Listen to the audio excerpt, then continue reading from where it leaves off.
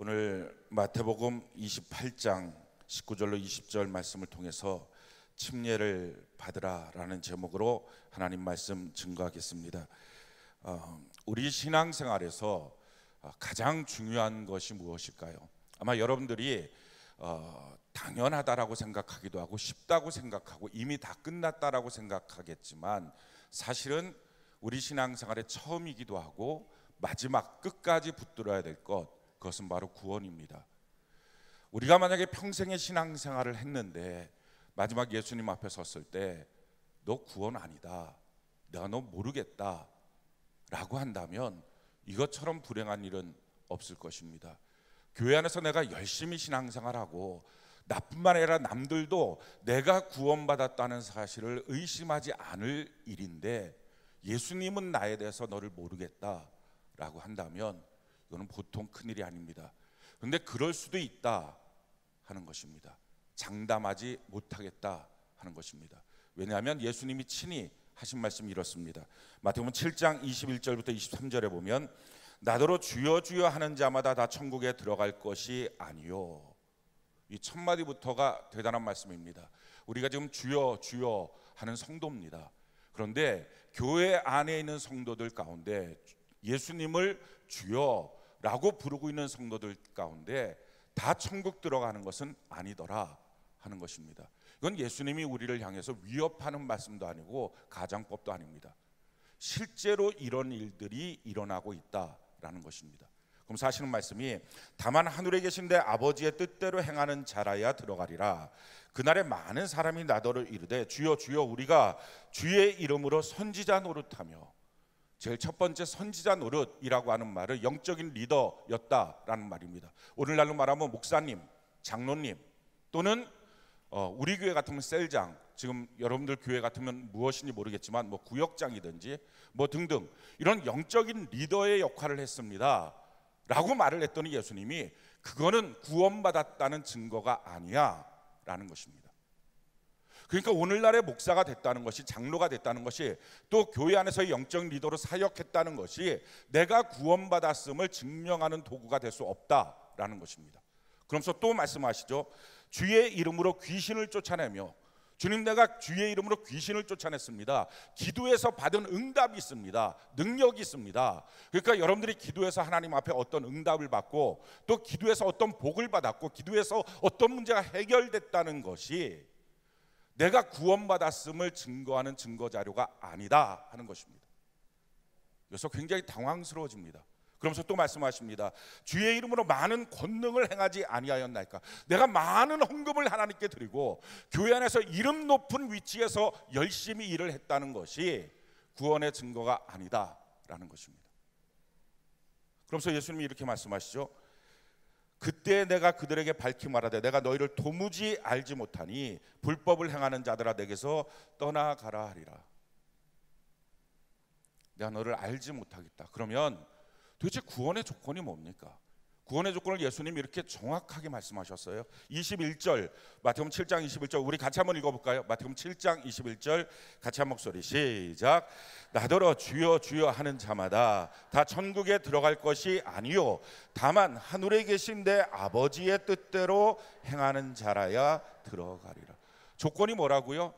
하나님의 뜻대로 행하는 삶을 살았던 사람, 다른 말로 말하면 말씀으로 살아낸 사람만이 들어간다는 것입니다. 교회 직분도 아니고 교회 안에서의 위치도 아니고 기도의 응답도 아니고 평생의 삶을 하나님의 말씀으로 살아내는 사람, 하나님의 말씀대로 산 사람, 이 사람만이 천국에 들어갈 수 있다 하는 것이 예수님이 말씀하신 구원의 조건입니다.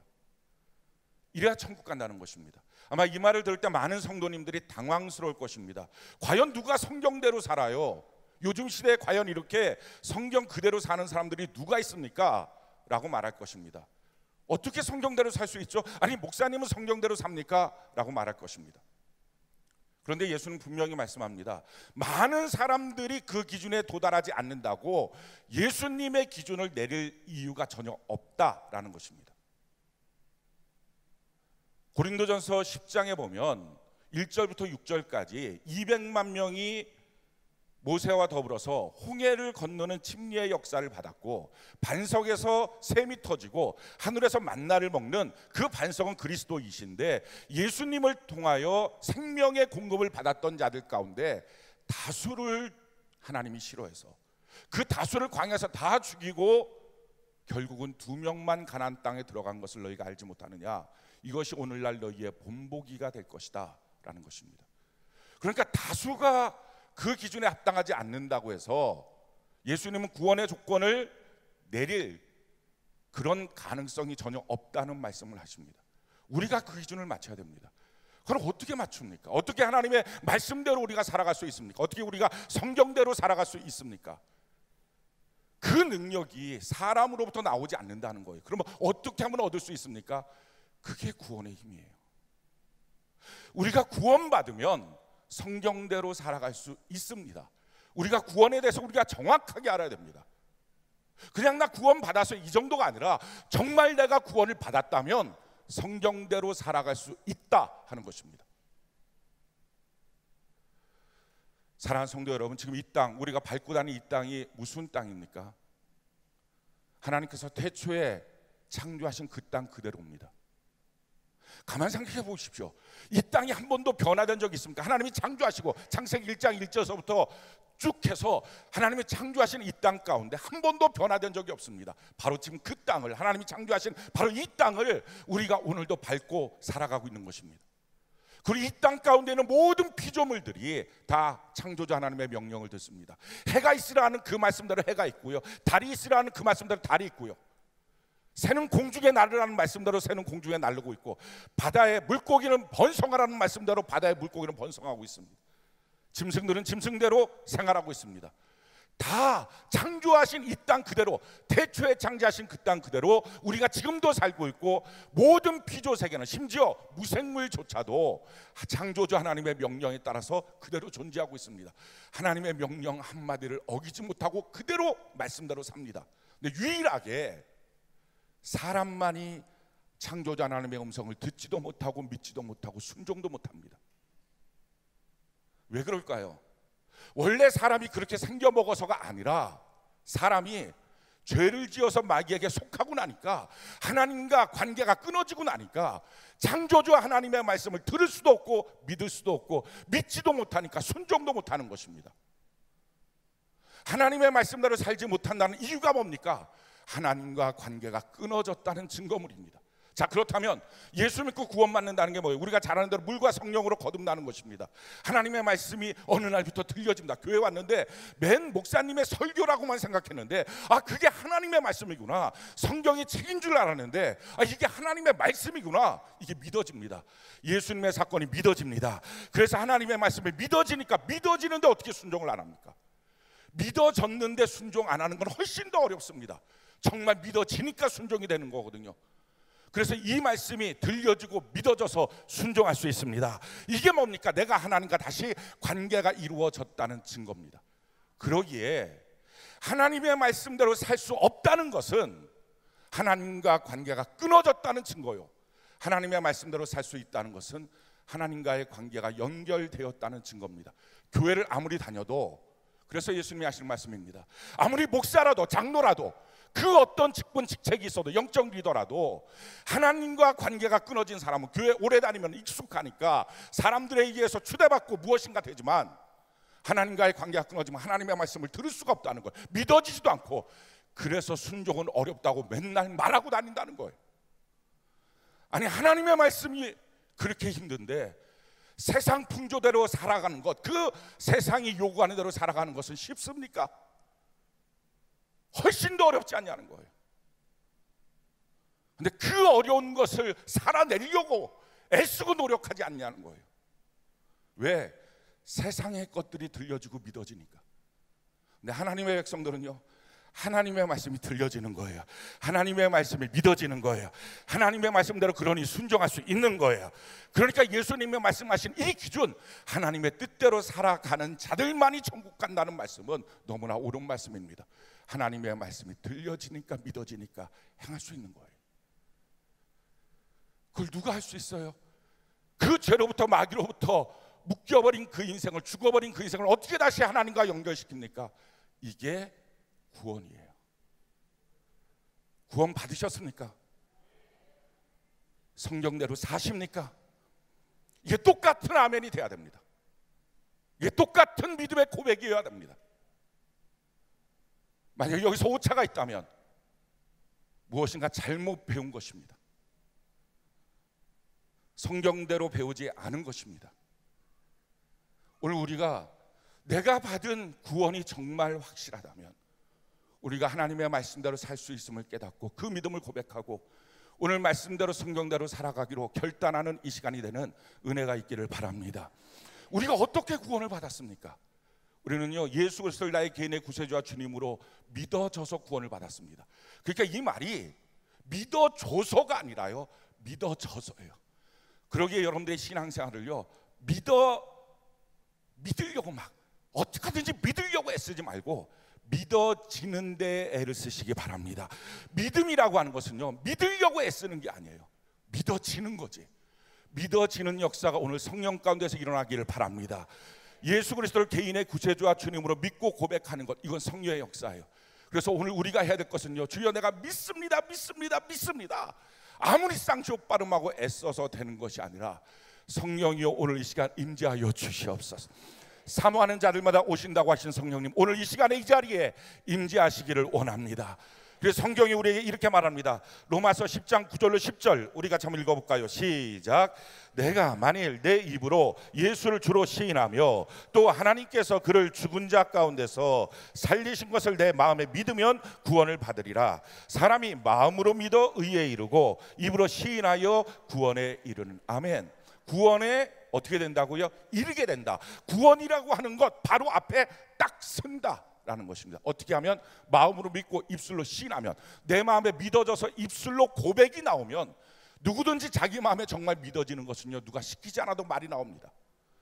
그게 내 입에서 말이 나오기 시작하면 어떻게 된다고요? 구원 앞에 딱 섰다는 것입니다. 아직 구원의 완성은 아니에요. 구원 앞에 선 거예요. 사람들이 여기까지만 아는 거예요. 그러면 구원이 어떻게 우리한테 딱 얻어지게 됩니까? 그게 침례의 사건이에요. 성경이 이렇게 말합니다. 마가복음 16장 16절 우리가 한번 읽어볼까요? 시작. 믿고 침례를 받는 사람은 구원을 얻을 것이요. 아멘. 예수 그리스도를 개인의 구세주와 주님으로 믿고 그 다음에 어떻게 한다고요? 침례를 받는 자에게 구원이 그에게 주어진다. 아마 제가 알기로는 어저께 여러분들이 아마 침례를 받으신 분들이 있었을 것이고 또 이미 침례를 받으신 분들이 있을 것입니다.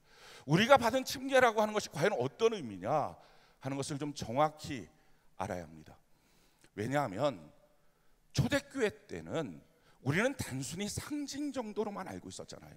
근데 초대교회 때는 그게 아니었어요. 얼마나 침례가 중요했느냐. 성령의 충만함을 받고 12사도가 예루살렘 시내로 나가서 복음을 증거합니다.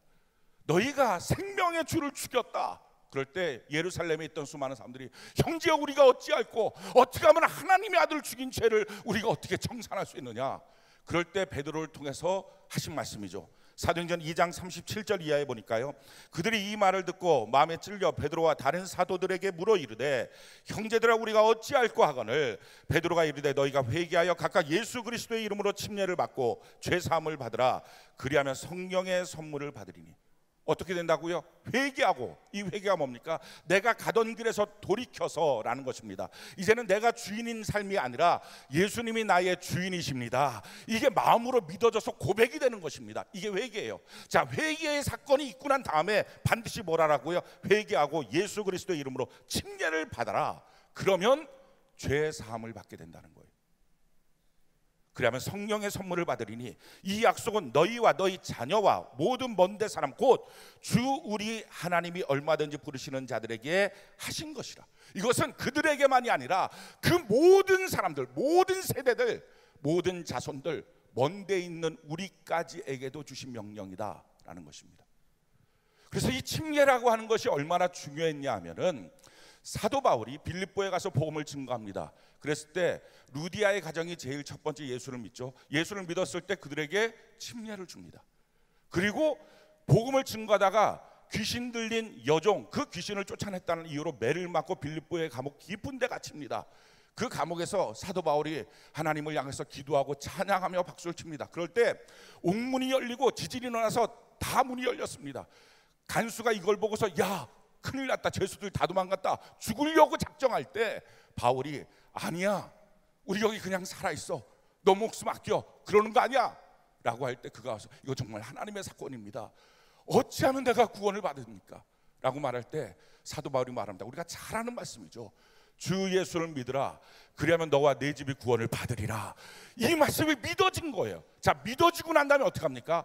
그 다음에 이런 역사가 일어납니다. 사도행전 16장 33절에 보니까 그 밤 그 시각에 간수가 그들을 데려다가 그 맞은 자를 씻어주고 자기와 그 온 가족이 다 침례를 받은 후. 만약에 침례가 상징적인 의미였다면 지금 감옥에 있는 그 죄수를 데리고 가서 씻겨주고 난 다음에 자기들이 침례받고, 그리고 부랴부랴 감옥에서 나왔으니까 상관한테 알리면 안 되니까 다시 또 끌고 가서 그 밤중에 감옥에서 또 집어넣고, 그 다음날 가서 상관한테 이 사람들 로마 시민입니다, 아 뭐 이런 난리를 치냐고요. 그런데 왜 이렇게 합니까? 이것이 우리에게 있어서 매우 중요한 구원의 조건 중에 한 가지이기 때문에 그렇습니다. 사랑하는 성도 여러분, 오늘 많은 사람들이 구원의 조건을 내가 예수 그리스도를 개인의 구세주와 주님으로 믿으면 된다라고 생각을 합니다. 근데 성경은 말합니다. 믿고 침례를 받으면 구원을 얻는다. 여러분, 믿는 것은 개인적인 사건입니다. 성령의 감동이 있으면 누구든지 그 사건을 경험할 수 있습니다. 근데 침례는요, 아무리 해도 개인적으로 못 받습니다. 자기 혼자 물에 들어갔다 나오면 잠수지 침례가 아닙니다. 그건 교회적 사건이에요. 다른 말로 무슨 말입니까? 구원은 개인적 사건과 교회적 사건, 공동체적 사건이 합쳐져야 구원이라는 거예요. 이게 중세기까지 갔을 때 라틴어로다가 설교를 하니까 말씀을 못 듣으니까 믿음은 다 없어지고 교회만 남아있고 칠성례만 하니까 거기서 구원받으면 된다 이러니까 믿음의 사건, 구원의 사건, 성령의 사건 없어지고 그냥 칠성례가 있는 교회만 있다 보니까 이거 아니다 라고 해서 마틴 루터의 종교개혁들이 일어났습니다. 오직 성경으로, 오직 은혜로, 오직 믿음으로 라고 하는 종교개혁이 일어났어요. 그래서 이 말씀을 믿는 것이 중요하다라고 했습니다. 근데 문제는 그러면서 사람들이 한쪽으로 편향돼 버렸어요. 뭘 잃어버린 거예요? 교회 공동체로서의 구원의 역사. 오늘 이 두 가지가 중용이 돼야 됩니다. 근데 많은 사람들이 침례는 상징일 뿐이다 라고 생각합니다. 예수님이 교회에 명령하신 두 가지가 있어요. 의식이 주의 만찬과 침례입니다. 근데 이것이 상징이 아니라는 것을 우리가 알 수 있어요. 주의 만찬에 대해서 성경이 이렇게 말합니다.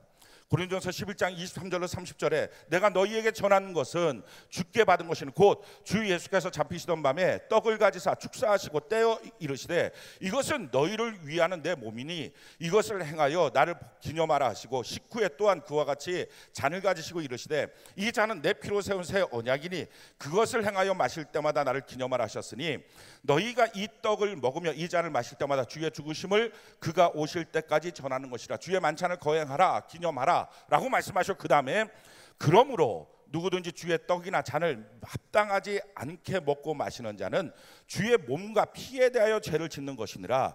사람이 자기를 살피고 그 후에야 이 떡을 먹고 이 잔을 마실지니 주의 몸을 분별하지 못하고 먹고 마시는 자는 자기의 죄를 먹고 마시는 것이니라. 그러므로 너희 중에 약한 자와 병든 자가 많고 잠든 자도 적지 아니하니. 만약에 주의 만찬이 단순한 상징이고 기념이라면 주의 만찬에 대해서 뭔가 잘못되었을 때 어떻게 약해지고 병들고 죽습니까? 그건 단순한 상징적 의미가 아니라는 거예요. 실질적인 의미가 있다는 거예요. 마찬가지예요. 침례도 실제적인 의미가 있어요. 자, 침례가 어떤 의미가 있을까요? 침례는 구원의 확정의 의미가 있습니다. 오늘 그 말씀을 좀 드리려고 합니다. 이 침례가 구원과 관계에 있다는 것입니다. 여러분들이 받은 침례가 여러분들로 하여금 새로운 인생을 살게 만드는, 새로운 피조물로 살게 만드는 얼마나 위대한 능력이 있는지, 내가 그것을 믿음으로 받고 얼마나 위대한 삶을 이제부터 살 수 있는지, 성경 그대로 살아가는 능력이 있는지를 말씀드리려고 합니다. 구원이라고 하는 것은요, 두 가지 차원으로 우리가 살펴봐야 합니다. 한 가지 차원은요, 구원은 소테리아, 건져냈다는 뜻이죠. 어디서부터 건져냈느냐, 이것이 첫 번째 우리가 살펴볼 내용이에요. 두 번째는 그럼 건져내서 어디에 이르게 할 것이냐, 이게 두 번째 관점이에요. 이 두 가지를 우리가 봐야 됩니다. 그리고 이 두 가지 차원에서 침례는 어떤 역사와 능력을 행하고 있느냐, 이걸 볼 것입니다. 제일 첫 번째 어디서부터 건져냈습니까? 죄에서 건져낸 거예요. 죄를 한마디로 말하면 아웃 오브 오더, 망가져 버렸다는 거예요. 완전히 망가진 것. 아이가 장난감을 샀는데 완전히 망가졌어요. 다시 고쳐 쓸 수가 없어요. 어떻게 합니까? 던져버리죠. 쓰레기통에 버립니다. 놔둬봤자 자꾸 아이가 다니면서 다치기만 하니까 버려요. 관계가 완전히 끊어지고 다시 찾을 이유가 없는 거예요. 하나님과 우리와의 관계가 이런 관계예요. 완전히 죽은 관계, 망가진 관계. 이게 죄입니다. 이 죄라고 하는 것은 그래서 하나님과의 관계가 끊어진 걸로 끝나는 게 아니라 더 큰 문제는요, 이 죄라고 하는 것이 뭐냐, 이게 마귀가 쓰는 미끼거든요. 우리가 살면서 이 죄라고 하는 미끼, 이 미끼가 맛있어 보이니까 그걸 탁 먹은 거예요. 물고기가 다니다가 연못 안에서 미끼가 있습니다. 미끼를 탁 물어요. 그 미끼를 물 때 사실은 미끼를 넣어놓고 기다리고 있는 낚시꾼이 있습니다. 물고기는 한 번도 낚시꾼과 인사한 적이 없어요. 낚시꾼 인상이 어떻게 생겼는지 알지도 못해요. 낚시꾼이 착할지 안 착할지 몰라요. 근데 오직 물고기가 본 거는 미끼 하나예요. 그러니까 미끼 하나를 딱 물은 거예요. 물었더니 위에 찌가 흔들리죠. 시커멓게 얼굴 탄 낚시꾼이 딱 이를 감는 거예요. 그러면 물고기는 자기도 모르는 건데 왜 그런지 모르는데 그냥 끌려 올라가는 거죠. 자기 의지가 아니에요. 끌려 올라가요. 올라가서 결국은 낚시꾼의 손에 들어가요. 그래서 낚시꾼의 손에 들어가고 탁탁탁 쳐갖고 끓고 있던 매운탕 국물에다 확 집어넣어 버리는 거예요. 이게 물고기가 그렇게 될 거라고 생각도 안 했어요. 낚시꾼과 그렇게 합의도 안 했어요. 내가 살이 좋으니까 내 살을 드리겠습니다, 뭐 이런 얘기도 없었어요. 그냥 거기서 믿기만 한 건데 그렇게 된 거예요. 똑같아요. 우리는 죄만 물었는데 죄를 사용하고 있는 마귀에게 우리가 속해버린 거예요. 성경이 우리에게 그것을 이렇게 말하고 있습니다. 요한일서 3장 8절 우리가 한번 한 목소리 한번 읽어볼까요? 시작. 죄를 짓는 자는 마귀에게 속하나니 마귀는 처음부터 범죄함이라 하나님의 아들이 나타나신 것은 마귀의 일을 멸하려 하십니다. 죄를 짓는 자는 뭐라고요? 마귀에게 속해버리는 거예요. 자, 마귀에게 속하고 나니까 어떻게 됩니까? 마귀처럼 바뀌어졌어요. 그래서 마귀처럼 죄를 짓고 나니까 가만히 있는 게 아니라 망가진 채로 하나님 잘못했어요 하고 있는 게 아니라 하나님을 향하여 대적합니다. 자, 죄가 있으면 나타나는 현상이 뭡니까? 제일 첫 번째, 하나님을 향해 대적해요. 로마서 1장 18절에 보니까 하나님의 진노가 불의를 진리로 막는 사람들의 모든 경건하지 않음과 불의에 대하여 하늘로부터 나타나는, 진리를 불의가 막아버려요. 대적해버린 거예요. 하나님의 말씀을 대적해버린 거예요. 교회를 대적하고 예수를 대적하는 거예요. 그것이 오늘날의 죄로 범람해 있는 마귀에게 속해 있는 사회의 모습입니다. 여기서 멈추지 않아요. 여기서 한 걸음 더 나가죠. 어떻게 됩니까? 주인을 바꿔치기해요. 하나님이 주인인데 하나님의 주인 되심을 거부하고 사람들이 다 자기가 주인이고 돈이 주인이 된 거예요. 로마서 1장 23절에 보니까 썩어지지 아니하는 하나님의 영광을 썩어질 사람과 새와 짐승과 기어다니는 동물 모양의 우상으로 바꾸었느니라. 주인을 바꿔치기. 자, 그 다음에 나타나는 현상이 뭡니까? 성적 타락이에요. 사랑하는 성도 여러분, 모든 성적 타락은 영적 타락에서 시작합니다. 이 몸이 하나님 앞에 어떻게 쓰여야 될지에 대해서 무너지고 나니까 타락하는 거예요. 모든 간음, 모든 성폭행, 모든 성추행, 음란한 행위들, 은밀한 죄들, 보고 있는 비디오 다 영적 타락에서 나타난 결과물입니다. 성경이 이렇게 말합니다. 그 영적 타락에서 나타난 성적 타락의 끝이 뭡니까? 그게 동성애예요. 사람들이 성적으로 타락하고 마지막 끝이 뭡니까? 동성을 향하여 부릴 듯한 마음이 들어가는 거예요. 로마서 1장 26절 27절 우리 같이 한번 한 목소리 읽어볼까요? 시작. 이 때문에 하나님께서 그들을 부끄러운 욕심에 내버려 두셨으니 곧 그들의 여자들도 순리대로 쓸 것을 바꾸어 영리로 쓰며 그와 같이 남자들도 순리대로 여자 쓰기를 버리고 서로 향하여 음욕이 부릴 듯하며 남자가 남자와 더불어 부끄러운 일을 행하여 그들의 그릇 때문에 상당한 보응을 그들 자신이 받았니. 오늘날 서울 한복판에서 이 동성애 축제를 합니다. 온갖 음란한 일들을 청소년들도 그걸 보고 있습니다. 소돔과 고모라 땅이 하늘에서 불이 내려와 멸망했던 이유가 동성애 축제입니다. 우리 심각하게 나라와 민족을 위해서 기도해야 됩니다. 얼마큼 죄가 범람해 있는지를 알 수 있습니다. 여기서 한 걸음 더 나가서요, 이제는 죄가 완전히 땅을 장악하고 뿐만 아니라 죄 짓는 것이 좋다, 죄 짓는 것이 옳다, 어떻게 죄 안 짓고 살 수 있어? 라는 말들을 성도들도 하기 시작합니다. 성경이 이렇게 말합니다. 로마서 1장 28절로 32절 우리 같이 한번 한 목소리 읽어봅시다. 시작. 또한 그들이 마음에 하나님 두기를 싫어하며 하나님께서 그들을 그 상실한 마음대로 내버려 두사 합당하지 못한 일을 하게 하셨으니 곧 모든 불의, 추악, 탐욕, 악의가 가득한 자요, 시기, 살인, 분쟁, 사기, 악독이 가득한 자요, 수근수근하는 자요, 비방하는 자요, 하나님께서 미워하는 자요, 능욕하는 자요, 교만한 자요, 자랑하는 자요, 악을 도모하는 자요, 부모를 거역하는 자요, 우매한 자요, 배약하는 자요, 무정한 자요, 무자비한 자라. 그들이 이 같은 일을 행하는 자는 사형에 해당한다고 하나님께서 정하심을 알고도 자기들만 행할 뿐 아니라 또한 그런 일을 행하는 자들을 옳다 하느니라. 사람이 어떻게 죄 안 짓고 사니? 이게 죄의 극단적인 모습입니다. 자, 이와 같이 죄가 가득 차 있을 때 하나님이 죄를 향하여 무엇을 하십니까? 죄 있는 사람들에게 있어서 가장 불행한 소식, 그것은 죽으면 심판이 있다는 말입니다. 이 죄인들이 갖고 있는 사고방식 중에 한 가지가 뭡니까? 죽으면 끝이야. 그래서 자살합니다. 어차피 죽으면 끝이지 뭐. 이 고통스러운 것, 다른 사람들 얼굴 내가 어떻게 맞힐까? 내가 이렇게 멋있게 정의롭게 말했는데 내가 얼굴을 잃고 또 어떻게 살아? 죽으면 끝이야. 이 고통 없어질 거야. 성경은 말합니다. 죄인이 죽으면 심판이 있다. 이게 죄인들에게서 가장 불행한 소식이에요. 성경이 우리에게 이렇게 말합니다. 히브리서 9장 27절 우리 같이 한번 읽어볼까요? 시작. 한번 죽는 것은 사람에게 정해진 것이요 그 후에는 심판이 있습니다.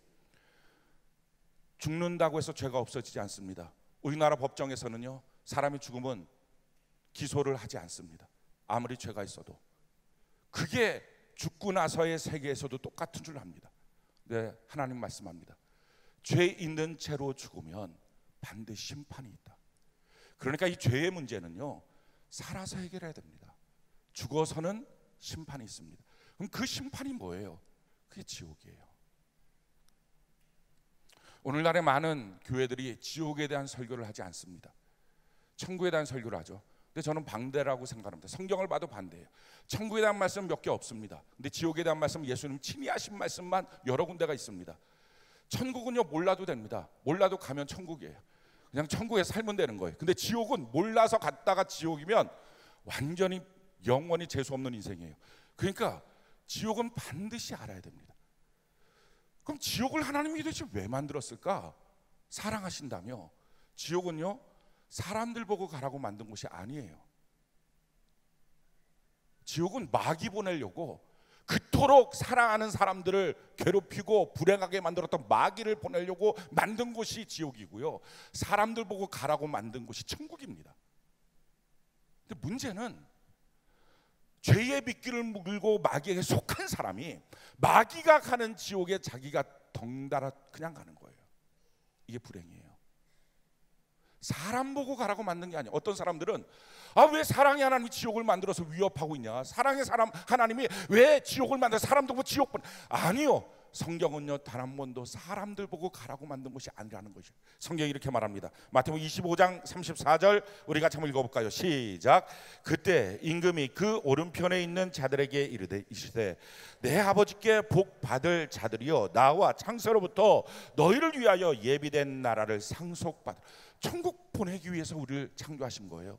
그런데 지옥은 뭡니까? 이 41절 우리 같이 한번 읽어볼까요? 시작. 또 왼편에 있는 자들에게 이르시되 저주를 받은 자들아 나를 떠나 마귀와 그 사자들을 위하여 예비된 영원한 불에 들어가라. 그러니까 지옥은 뭐예요? 마귀와 그 사자들, 그 쫄개들, 귀신들 보내기 위해서 만든 곳입니다. 그러니 하나님이 할 수 있는 그 모든 전지함과 전능함을 다 동원해서 영원히 가장 고통스럽게 만든 곳이 지옥이에요. 그래서 언뜻 성경에 예수님께서 지옥이 어떤 모습인지를 보여주십니다.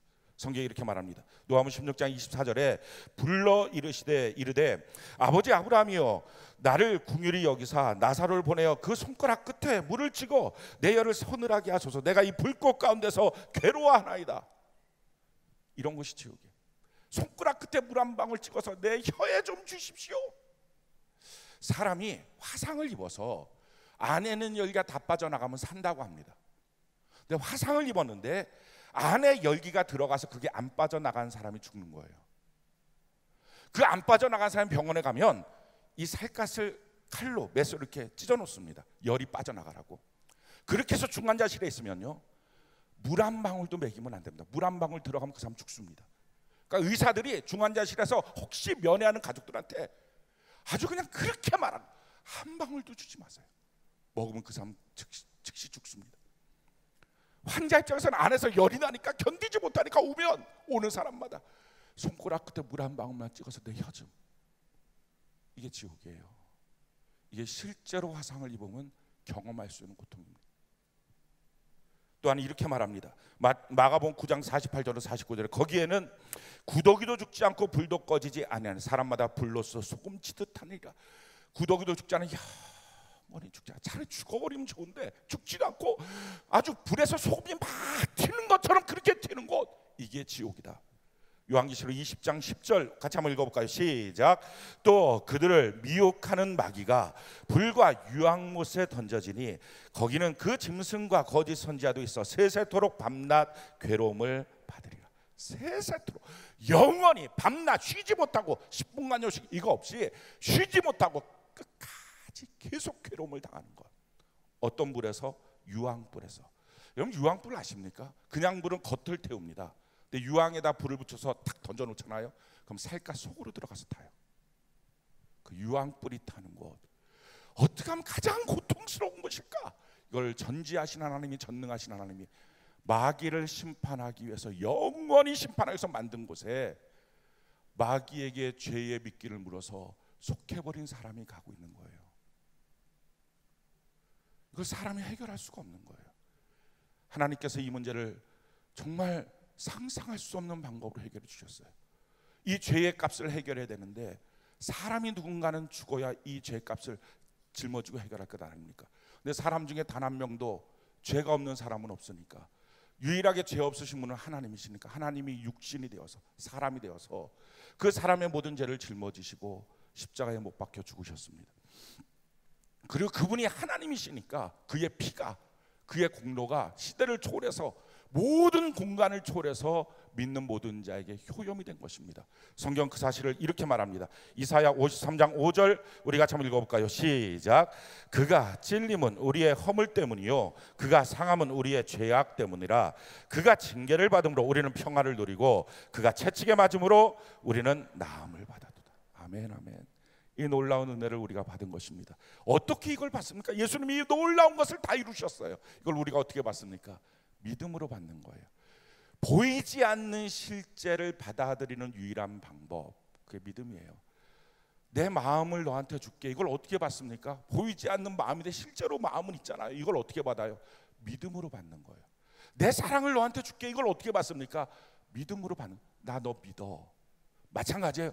하나님의 십자가 이 놀라운 사건, 우리가 눈으로 보지 못했어요. 구원의 그 놀라운 사건을 우리가 어떻게 받습니까? 믿음으로 받는 거예요. 근데 이 믿음이 우리 안에 나오지 않습니다. 2000년 전의 사건, 그 젊은 청년이 죽었다는 사건이 어떻게 나의 죄일까? 아무리 상식적으로 애를 쓰고 생각해도 이해되지 않는데 이게 믿어지는 거예요. 할렐루야. 이게 성령의 역사인 것입니다. 오늘 여러분들 이것이 믿어진다면 성령이 지금 여러분들과 함께하는 것입니다. 이게 믿어지는 사건으로 우리가 구원을 받은 것입니다. 성경이 이렇게 말합니다. 요한복음 3장 16절 우리 같이 한번 한 목소리 읽어봅시다. 시작. 하나님이 세상을 이처럼 사랑하사 독생자를 주셨으니 이는 그를 믿는 자마다 멸망하지 않고 영생을 얻게 하려 하시면. 아멘. 우리가 이렇게 구원을 받았어요. 그리고 구원을 받고 난 다음에 이제는 교회에 나와서 내가 이 죄인, 내가 정말 예수님 안에서 구원받았습니다. 너무 감사합니다. 이 죄인의 보따리 주님 앞에 십자가 앞에다 다 내려놓고 이제 주를 위해 내가 충성하며 살겠습니다. 열심히 예배드리고 교회 안에 충성하고 봉사하고 섬깁니다. 물론 이렇게 하시는 분들도 기독교인 가운데 많은 퍼센테이지는 아닙니다. 구원받았다고 하면서도 바로 옛생활로 돌아가서 개판을 치는 분들도 많이 있습니다. 그런데 이렇게 열심히 충성을 하시는 분들 가운데서도 문제가 나타나는 경우가 있습니다. 이렇게 하다가 시험에 드는 거예요. 몇 년을 이렇게 했는데 느닷없이 옛사람이 된 거예요. 몇 년을 이렇게 하다 갑자기 그냥 술을 먹는 거예요. 하나도 못 믿겠다고 말하는 거예요. 내가 지금까지 뭐 했는지 모르겠다는 식으로 말하는 거예요. 자, 왜 이런 문제가 생겼을까요? 왜 신앙생활 하다가 왜 느닷없이 그냥 아무것도 아니라고, 나 옛사람 그 모습 그대로 똑같은 성질 내고 똑같이 화내고 똑같이 음란하고 똑같이 타락한 모습이 왜 신앙생활 열심히 하다가 또 나타날까? 근데 이것이 우리만의 문제가 아니었어요. 성경을 보니까 사도 바울도 그랬어요. 성경이 이렇게 말합니다. 로마서 7장 19절로 20절에 보면 내가 원하는 바 선은 행하지 아니하고 도리어 원하지 아니하는 바 악을 행하는도다. 만일 내가 원하지 아니하는 그것을 하면 이를 행하는 자는 내가 아니요 내 속에 거하는 죄니라. 죄가 어디에 들어왔는지를 몰라서 그러는 거예요. 죄는요, 생명 안에 들어온 거예요. 이 생명 안에 들어왔다는 말은 참 놀라운 말씀입니다. 개는 개의 생명이 있어요. 독수리는 독수리의 생명이 있고요. 닭은 닭의 생명이 있어요. 우리는 우리의 생명이 있어요. 이 생명은 단순한 목숨이 아니에요. 그의 모든 것이에요. 닭을 보고 왜 너는 독수리처럼 날지 못하냐 이렇게 말하면 이거 어리석은 거예요. 왜 닭은 닭의 생명이 있고요, 독수리는 독수리의 생명이 있는 거예요. 그러니까 그의 전체예요. 죄가 어디로 들어왔어요? 내 생명, 내 전체로 들어온 거예요. 그러니까 예수를 믿으면 뭐가 돼요? 영생을 얻어요. 영원한 생명을 얻어요. 생명을 바꿔버리는 거예요. 내 생명 안에 들어왔다는 거예요. 다른 말로 말하면 우리는 죄의 보따리를 주님 앞에 내려놓고 이제부터 내가 주를 위해서 열심히 살겠습니다 할 수 있을 거라고 생각하는데, 죄와 나는 분리가 안 된다는 거예요. 생명으로 들어와서. 그래서 우리가 죄의 미끼를 물고 마귀에게 속하고 난 다음에 우리의 모습을 성경은 이렇게 말하고 있어요. 요한복음 8장 44절에 너희는 너희 아비 마귀에게서 났으니 너희 아비의 욕심대로 너희도 행하고자 하느니라. 우리 아비가 마귀로 바뀌었다는 거예요. 쉽게 말하면 아버지의 DNA가 내게 있는 것처럼 이제는 마귀의 DNA가 내 안에 들어와 버렸다는 거예요. 이게 우리나라 사람들은 이해하기 쉬운 게 있어요. 장아찌 아시죠? 장아찌, 참외 같은 거, 장아찌 담을 때 이걸 씻어갖고 이제 된장에다 확 박아놔요. 한참 있는 거예요. 그럼 이게 누릇누릇해진 거예요. 그럼 그거 꺼내갖고 이게 참외 장아찌가 됐잖아요. 이걸 씻어요. 된장 씻어요. 씻고 난 다음에 짝짝짝 잘라갖고 양념해갖고 대충 먹어요. 자, 그런데 그렇게 된장에다 훅 박아놓은 이 참외를 끄집어내서 누렇게 된 거를 아무리 씻은들 그 참외에서 된장을 뺄 수 있습니까? 못 빼요. 완전히 참외의 조직 전체에 된장이 스며들었어요. 똑같아요. 우리는요, 죄 장아찌예요. 죄가 우리 전체에 스며들었어요. 죄와 우리가 분리가 안 돼. 그러니까 눈에서도 죄, 귀에서도 죄, 입에서도 죄, 머리에서도 죄, 마음에서도 죄, 손에서 발, 내 몸 전체가 죄의 세포니까 뭘 하든지 죄는요 떠나지 않고 나오는 거예요. 잠깐은 눌러놓고 잠깐은 눌러놓고 내가 이렇게 성질 부리면 안 되지, 내가 이렇게 하고 있으면 안 되지 라고 눌러놔도 또 나오는 이유는 내 전체가 죄와 속해 있기 때문에 그래요. 분리가 안 돼요. 이건 노력해서 되지 않아요. 힘써서 개선해서 애써서 훈련받아서 되지 않아요. 제자 훈련 받는다고 이 문제 해결되지 않아요. 해결되는 방법은 딱 한 가지예요. 죽는 거예요. 죽지 않으면 그 문제가 해결이 안 돼요. 근데 우리가 어떻게 우리 자신을 죽입니까? 너무 놀라운 일은요, 우리 예수님이 십자가에서 우리의 죄를 위하여 못 박혀 죽으실 뿐만 아니라 예수님이 십자가에 못 박혀 죽으셨을 때 우리 자신도, 우리의 옛사람도 예수님과 함께 십자가에 못 박혀 죽은 거예요. 할렐루야. 그 성경이 우리에게 이렇게 말합니다. 로마서 6장 6절로 7절 우리 같이 한번 읽어볼까요? 시작. 우리가 알거니와 우리의 옛사람이 예수와 함께 십자가에 못 박힌 것은 죄의 몸이 죽어 다시는 우리가 죄에게 종노릇하지 아니하려 함이니 이는 죽은 자가 죄에서 벗어나 의롭다 하심을 얻었습니다. 그렇습니다. 예수님의 십자가에서 나의 죄만 씻겨진 게 아니라 나의 죄지었던 옛사람, 죽어야 될 이 옛사람도 예수님의 십자가에서 예수님이 같이 죽이신 거예요. 그리고 2000년 전에 내가 태어나기 전에 있었던 그 사건, 영적으로 일어난 그 사건이 지금 내게 실행되는 사건, 이게 침례예요. 침례가 뭐냐? 예수님의 십자가에서 못 박혀서 내 자신이 죽었다, 이것이 그저 지식으로 알고 있는 게 아니라 그것이 오늘 내게 실행됩니다. 할렐루야. 그것이 오늘 내게 이루어집니다. 이게 침례라는 거예요. 성경이 우리에게 이렇게 말합니다. 로마서 6장 3절로 4절 우리 같이 한번 읽어볼까요? 시작. 무릇 그리스도 예수와 합하여 침례를 받은 우리는 그의 죽으심과 합하여 침례를 받은 줄을 알지 못하느냐. 그러므로 우리가 그의 죽으심과 합하여 침례를 받음으로 그와 함께 장사되었나니 이는 아버지의 영광으로 말미암아 그리스도를 죽은 자 가운데 살리심과 같이 우리로 또한 새 생명 가운데서 행하게 하려 함이라. 우리가 받은 침례가 지금 뭡니까? 2000년 전에 예수의 십자가에서 내 죄도 씻김 받고 나도 죽었습니다. 내가 죽은 그 사건이 이제 오늘 내게 실행되는 사건, 이게 침례예요. 그러니까 이것을 믿고 침례를 받으면 어떻게 합니까? 나의 옛사람 죽었습니다. 이게 고백이 돼. 그래서 침례, 밥티주마, 이게 익사시키다는 뜻입니다. 그러니까 이게 물 몇 개 뿌리는 세례로 가능하겠냐고요. 물에 들어가야지. 침례를 받을 때 5분 정도씩은 넣어봐야 돼요. 이게 완전히 익사가 돼야 돼요. 그러니까 그 침례를 통해서 믿고 고백하는 순간에 우리의 고백이 이 말씀이 이루어지는 거예요. 갈라디아서 2장 20절 우리 같이 한번 읽어볼까요? 시작. 내가 그리스도와 함께 십자가에 못 박혔나니 그런즉 이제는 내가 사는 것이 아니요 오직 내 안에 그리스도께서 사시는 것이라. 이제 내가 육체 가운데 사는 것은 나를 사랑하사 나를 위하여 자기 자신을 버리신 하나님의 아들을 믿는 믿음 안에서 사는 것. 어떤 분들은요, 내가 날마다 죽어야지, 오늘도 죽어야지, 오늘도 또 죽어야지. 그거는 그냥 성질을 죽이는 거지 진짜 죽는 게 아니에요. 우리가 그렇게 죽어야지 하는 걸로 죽지 않습니다. 어떻게 죽는 거예요? 우리를 못 죽여요. 예수님이 십자가에서 우리를 같이 죽으셨어요. 그러니까 이것을 믿고 고백하는 거예요. 그렇습니다, 주님.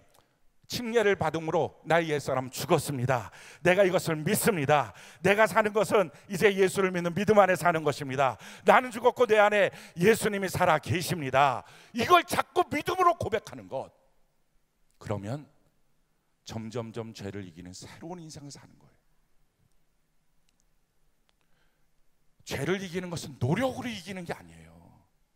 믿음으로 이기는 거예요. 그리고 이 죄로부터 건져낸 우리의 구원이 그럼 어디에 이르게 할 것이냐의 능력도 침례를 시발점으로 해서 시작합니다. 침례가 뭡니까? 베드로전서 3장 21절 우리 같이 한번 한 목소리 읽어봅시다. 시작.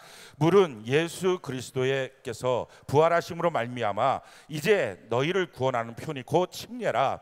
이는 육체의 더러운 것을 제하여 버림이 아니요 하나님을 향한 선한 양심의 강구. 새로운 인생을 살게 만드는 출발점, 이게 바로 침례라는 것입니다. 그럼 우리가 어떤 삶으로 이제 죄인된 망가진 우리의 인생이 어떤 삶으로 살게 됩니까? 5가지가 있어요. 제일 첫 번째, 우리는 정죄받지 않는 인생을 삽니다. 로마서 8장 1절로 2절 우리 같이 한번 읽어볼까요? 시작. 그러므로 이제 그리스도 예수 안에 있는 자에게는 결코 정죄함이 없나니 이는 그리스도 예수 안에 있는 생명의 성령의 법이 죄와 사망의 법에서 너를 해방하였습니다. 아멘. 죄와 사망의 법이에요. 이것은 단순한 관념이 아니에요. 어떤 습관이나 행위가 아니에요. 죄와 사망은요, 아예 법이에요. 나를 정말 원하지 않아도 끌고 가는 법이에요. 저희 큰누님이 얼마 전에 그 용인에 살고 계시는데 제가 살고 있는 파주 교화로 오실 일이 있어서 오셨다가 저녁 때가 돼서 차를 안 갖고 오셔갖고 가시면서 카카오 택시를 불러서 가셨어요. 근데 그 카카오 택시 운전사랑 이제 대화를 나누면서 전도하려고 이제 얘기를 하는데 그 카카오 택시 운전사가 저 참 기구한 운명입니다. 뭐가 그렇게 기구합니까? 제 말 한번 들어보시겠습니까? 예, 말씀하시죠. 하고 난 다음에 얘기를 하는데 이 사람이 한국전력에 다녔던 사람인 거예요. 한전에 다녔던 사람인데 어느 지역으로 출장을 가는데 너무 예쁜 여자가 있는 거예요. 자기하고 결혼해야 될 약혼녀가 있는데 너무 예쁜 여자. 여기서도 꼬였죠, 인생이. 그러니까 너무 예쁜 여자를 보고 결혼해야 될 약혼녀하고 파혼을 했어요. 그리고 그 여자랑 결혼을 했어요. 그 예쁜 여자랑 나랑 결혼했다는 게 너무 행복한 거예요. 근데 그 여자의 어머니가 무당이었어요. 근데 이 남자는 교회를 다녔던 사람이고, 근데 무당이면 어떠냐? 이 딸이 무당이 아닌데 하고 그냥 결혼해갖고 살았던 거예요. 행복한 삶을 살았어요, 몇 년을. 근데 그러고 난 다음에 야, 이게 인생의 행복인가 보다. 같이 교회도 다녔어요. 그래갖고 그 부인도 집사, 자기도 집사. 그래서 부부가 집사가 된 거예요. 교회를 다니고. 그러고 난 다음에 행복한 생활을 하는데 어느 날 문득 자기 엄마한테 왔던 신이 온 거예요. 신내림을 받으라는 거예요. 근데 이 여인은 신내림 받기 싫다고, 자기 엄마가 살았던 걸 아니까 너무 싫다고 그렇게 하다가 정신착란을 일으켜갖고 집을 가출을 했어요. 찾을 길이 없는 거예요. 근데 그 사이에 어린 딸 하나를 놔두고 태어났는데 가출을 했어요. 그렇게 가출하고 난 다음에 뭐 사방팔방으로 찾는데 찾을 길이 없었어요. 그렇게 찾을 길이 없었는데 어차피 어린 딸은 있고 이 딸은 키워야 되고, 그러려면 자기가 낮에 딸이랑 같이 자야 되고 딸이 잘 때 뭔가 일을 해야 되니까 한전을 퇴직을 했어요. 그래서 했던 게 야간에 이제 운전을 하는 거, 이걸 한 거예요. 그리고 딸을 키웠어요. 그 딸이 잘 자랐어요. 조그마한 아파트도 하나 사고 다시 안정이 좀 됐어요. 그 딸이 대학을 졸업하고 직장 취직하려고 하는데 그 귀신이 또 온 거예요. 그 딸한테. 근데 덜컥 겁이 났다는 거예요. 자기 아내처럼 그거 안 받으려고 그러다가 미쳐갖고 도망갈까 봐. 자기 딸을 그렇게 할 수가 없었다는 거예요. 그래서 받으라 그랬대요. 그래갖고 그 딸이 무당이 됐어요. 이런 게 어딨냐고. 그럴 때 저희 누나가 이랬어요. 그러니까 예수 똑바로 믿어야지, 교회만 다니면 뭐 할 거냐고. 사랑하는 성도 여러분, 죄와 사망의 법은요 이런 거예요. 우리가 원하지 않으면 그냥 대충 살고, 이게 아니라 우리 가정을, 우리 인생을, 우리 자녀를 아주 그냥 끌고서 그 법으로 들어가 버리는 거예요. 인생을 망쳐버리는 거예요. 그런데 예수께서 우리에게 오셔서 우리를 구원시켜 주셔서 생명의 성령의 법으로, 할렐루야, 더 능력 있는 법으로 우리를 끌어내어 주신 거예요. 평생을 우리 주님이 책임져 주시는 거예요. 이게 구원의 역사예요. 두 번째, 구원을 통해서 우리에게 주시는 하나님이 우리의 어디에 이르게 하십니까? 우리를 자녀로 만들어 주셨어요. 로마서 8장 15절에 보면 너희는 다시 무소하는 종의 영을 받지 아니하고 양자의 영을 받았으므로 우리가 아빠 아버지라 부르짖느니라. 여러분, 종이 아니라 아들과 딸이 됐다는 건 너무 놀라운 은혜입니다. 종도 주인이 종을 사랑할 수 있어요. 너무 사랑할 수 있어요. 그래도 종은 종이에요. 아무리 사랑해도 종은 불안해요. 어느 날 주인이 그 사랑하는 마음이 싹 변했어요. 너 나가. 그럼 나가는 거예요. 그건 종이에요. 근데 자녀는요 말을 디글디글 안 들어요. 그렇게 말을 안 들었고 어느 날 너 나가. 나가면 더 맞아요. 어디서 부모 속색이냐고. 이게 자녀하고 종하고의 차이예요. 우리는 하나님의 자녀가 되었습니다. 자녀가 되었으니 하나님의 상속자가 되었습니다. 성경이 이와 같이 말하는 로마서 8장 17절에 자녀면 또한 상속자 곧 하나님의 상속자요 그리스도와 함께한 상속자니 우리가 그와 함께 영광을 받게 할 고난도 함께 받아야 될 것이라. 우리는 하나님의 모든 유산을 받습니다. 그 유산이 뭐예요? 바로 성경이에요. 이 성경의 말씀을 붙잡고 기도하면 하나님이 우리에게 허락하여 주시는 것입니다. 또한 우리가 상속자가 되었으니까요, 우리의 인생 가운데 죄도 이기고 환난도 이기는 능력들이 생긴 거예요. 성경이 이렇게 말해요. 로마서 6장 14절에 죄가 너희를 주장하지 못하리니. 우리가 이제부터는요 죄에 끌려다니는 자가 아니에요. 죄를 이긴 자예요. 죄를 짓지 않을 수 있어요. 평생 하나님의 말씀대로만 살아갈 수 있어요. 옛사람은 죽은 거예요. 이런 놀라운 변화를 우리에게 주셨어요. 뿐만 아니라 요한복음 16장 33절에 이것을 너희에게 이르는 것은 너희로 내 안에서 평안을 누리게 하려 함이라. 세상에서는 너희가 환난을 당하나 담대하라. 내가 세상을 이겼노라. 환난을 이기는 능력을 주신 것입니다. 우리가 살아가면서 사람들은 두려움을 느낍니다. 자녀가 잘 클까? 사업은 잘 될까? 내가 하고 있는 사역이나 나의 인생은 끝까지 성공적일까? 이런 두려움을 느껴요. 근데 예수 믿으면 이 두려움이 없어져요. 성경이 우리에게 이렇게 말합니다. 너 두려워하지 말라. 내가 너의 삶에 반드시 씨를 뿌렸으면 열매가 맺도록 만들어 줄 것이다. 성경이 이와 같이 말합니다. 요한복음 15장 5절 우리 같이 한번 읽어볼까요? 시작. 나는 포도나무요 너희는 가지라. 그가 내 안에 내가 그 안에 거하면 사람이 열매를 많이 맺나니 나를 떠나서는 너희가 아무것도 할 수 없습니다. 그러니까 예수 그리스도 안에 있으면 열매가 맺게 될 줄로 믿습니다. 자녀도 형통한 열매가 맺어지고 사업도 가정도 주님 안에서 열매가 맺어지게 될 줄로 믿습니다. 중요한 건 뭐예요? 어떻게 할까? 어떻게 하면 성공할까를 애쓰지 말고 예수 안에 거하기를 힘쓰는 은혜가 있기를 바랍니다. 네 번째, 구원을 얻어서 우리가 누리게 되는 삶이 무엇입니까? 예수님을 닮아간다는 거예요. 성경이 이렇게 말합니다. 갈라디아 3장 27절 우리 같이 한번 읽어볼까요? 시작. 누구든지 그리스도와 합하기 위하여 침례를 받는 자는 그리스도로 옷 입었느니라.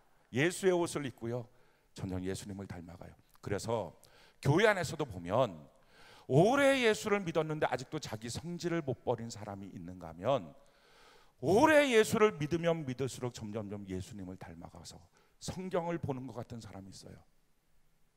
이게 종교인과 신앙인의 차이예요. 진짜 구원을 받은 사람과 거칠해하고 있는 종교인의 차이예요.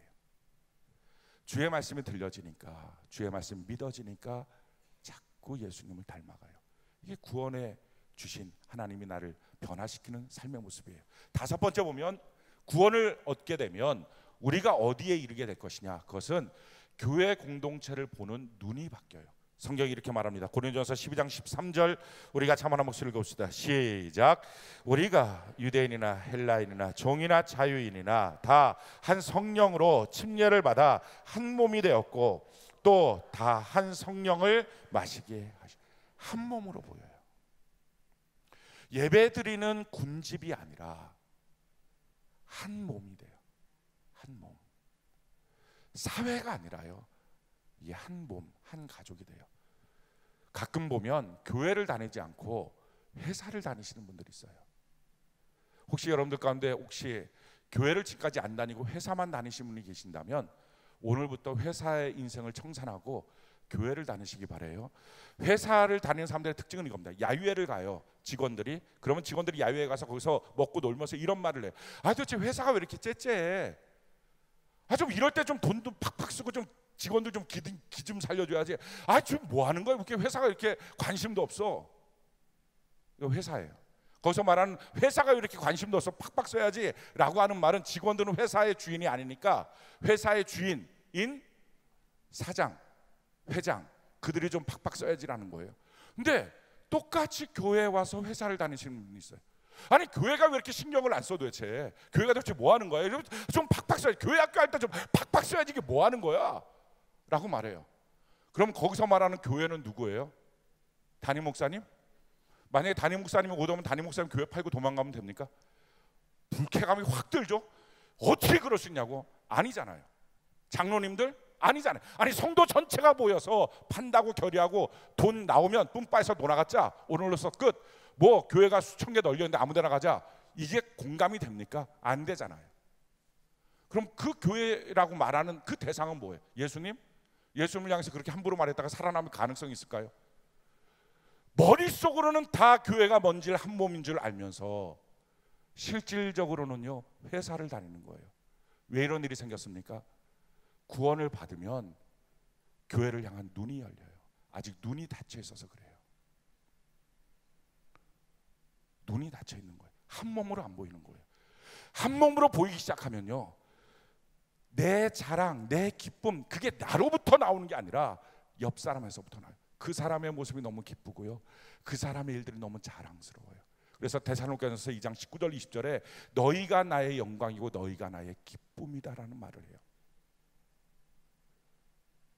사랑하는 성도 여러분, 구원의 삶은요, 이처럼 교회를 보는 눈이 달라져서 이 교회 공동체 안에 뿌리를 내리고 주님과 더불어 성도와 함께 걸어가는 신앙의 길이, 그 맛이 무엇인지 압니다. 이것이 구원을 통하여 우리에게 주시는 하나님의 선물이에요. 그래서 외롭지 않은 거예요.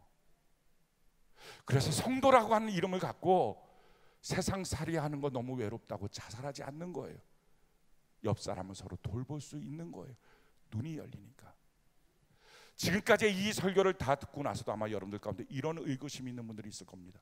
근데 목사님, 저 정말 예수 믿거든요. 아무리 생각해도 저 정말 예수 믿거든요. 그리고 저 정말 믿음으로 침례를 받았거든요. 근데 왜 내 삶은 안 변할까요?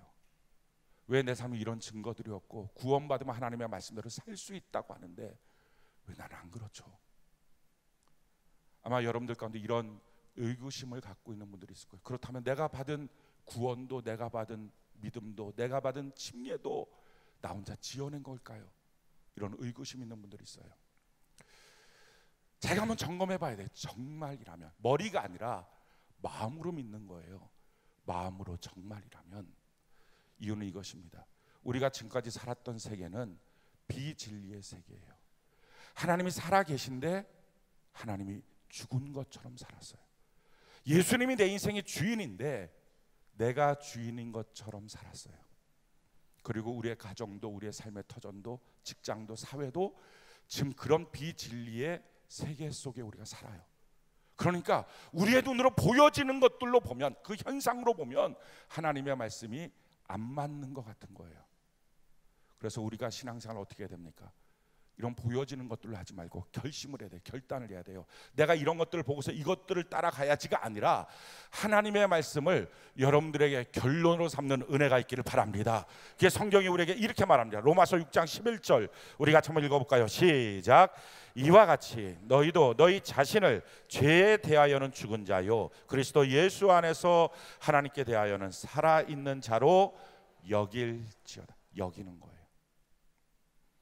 그러니까 내 상황을 보고 하나님의 말씀을 믿을 수 있다 없다를 말하지 말고 하나님의 말씀을 내 인생의 결론으로 삼아버리고, 할렐루야, 난 그냥 이 말씀을 믿겠습니다.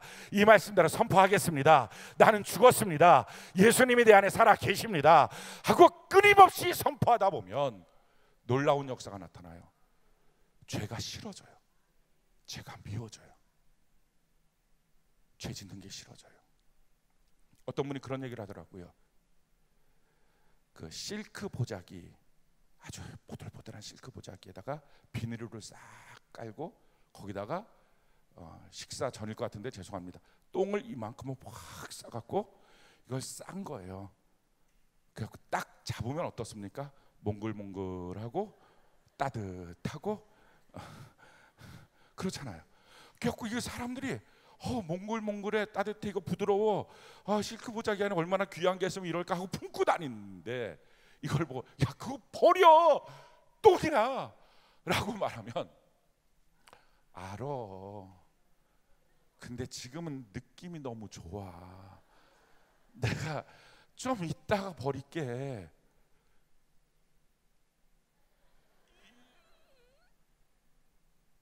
우리가 죄를 짓는데요, 느낌이 너무 좋아, 차차 버릴게, 지금 못 끊겠어, 차차 버릴게.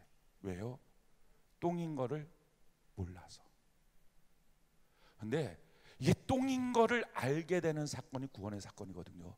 그래서 구원을 받으면 버릴 수 있어요. 그런데 구원을 받아서 눈은 띄어졌는데 여전히 비진리 세계 속에서 여전히 똥 보자기 들고 다녔던 일들이 너무 익숙하니까 자기도 모르게 회사 갈 때 버떡 들고서 몽실몽실 재밌다고, 집에서 밥상 차리면 몽실몽실 재밌다고, 너도 한번 만져보라고 애한테 주고, 이렇게 하고 우리가 살고 있던 거거든요. 근데 그때 뭐 하라고요? 이게 너무 부드러워라고 생각하고 있는 것들을 내려놓고 하나님의 말씀을 여겨야 돼요. 하나님의 말씀을 믿어야 돼요. 주여 이것이 더러운 똥덩어리입니다. 주여 나의 죄는 끊어졌습니다. 죄인된 나는 예수님의 십자가에서 죽었습니다.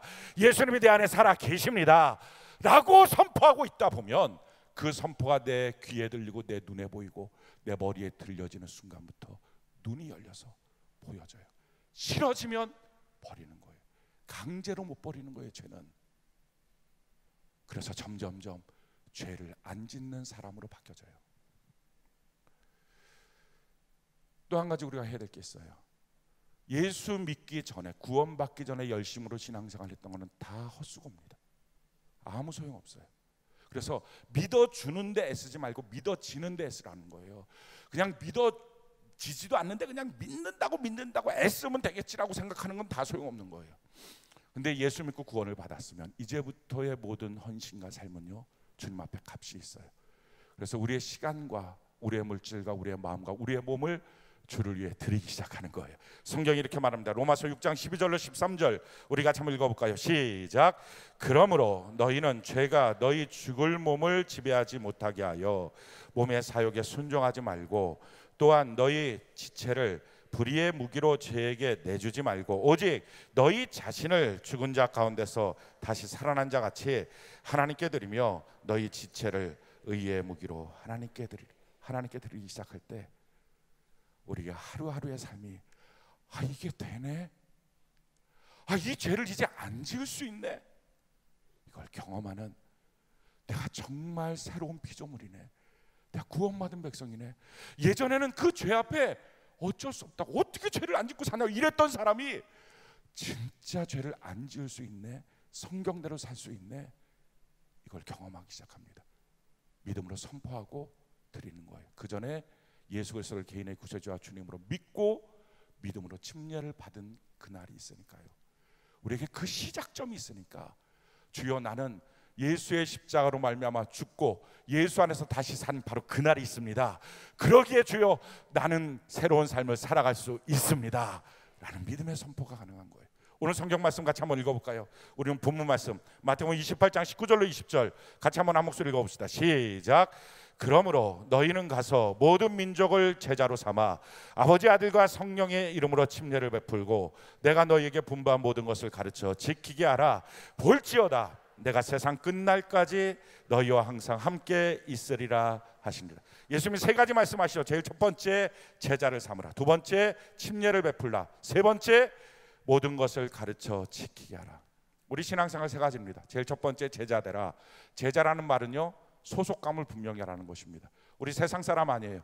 우리 예수 믿는 사람이에요. 아멘이십니까? 우리 십자가 앞에 있는 사람들이에요. 예수께 속해 있는 사람이에요. 죄는 끊어져 버린 사람이에요. 세상과는 상관없는 사람이에요.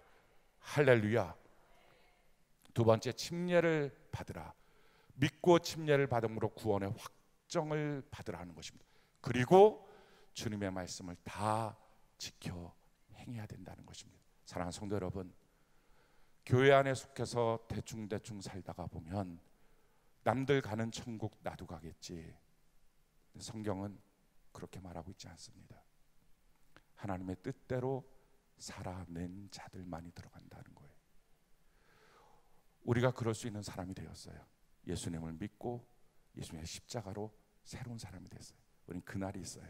그러니까 이제라도 주여 맞습니다. 내가 잊어버리고 살았었는데 내가 예수 믿고 구원받은 사람입니다. 하나님의 자녀가 된 사람입니다. 이걸 붙잡고요. 그러기에 나는 죄를 이길 수 있습니다. 죄 짓지 않고 살 수 있습니다. 이 죄가 얼마나 더러운 건지, 우리 하나님은 이 죄를 향하여 날마다 분노하고 계신다고 했는데 이 죄가 얼마나 더러운 똥덩어리 같은 건지 오늘 당장 버리고 예수 안에 새로운 피조물로 살겠습니다. 결심하고 걸어가는 그 길에 그게 된다고요. 전과 다르다는 것을 여러분이 깨달을 거예요. 죄 아래 있지 않다는 것을 경험하기 시작할 거예요. 그 믿음의 고백을 갖고 살아가는 은혜가 있기를 예수님 이름으로 축원합니다.